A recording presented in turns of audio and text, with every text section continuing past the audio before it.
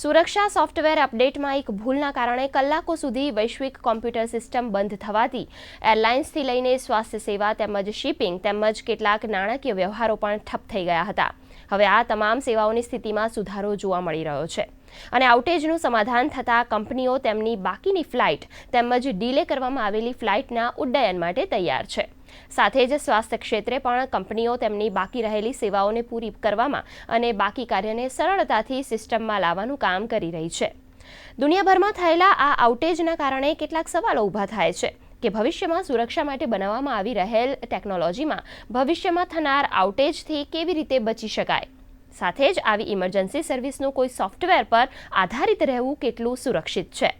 હાલ દુનિયાભરનું ધ્યાન આ સમાધાન પર રહેલું છે. આઉટેજ બાદ માઇક્રોસોફ્ટે કહ્યું કે તે પ્રભાવિત થયેલા ટ્રાફિકને વૈકલ્પિક સિસ્ટમ પર રીરૂટ કરવાનું કામ કરી રહ્યા છે, જેથી આઉટેજની અસરને જલ્દીથી ઓછી કરી શકાય.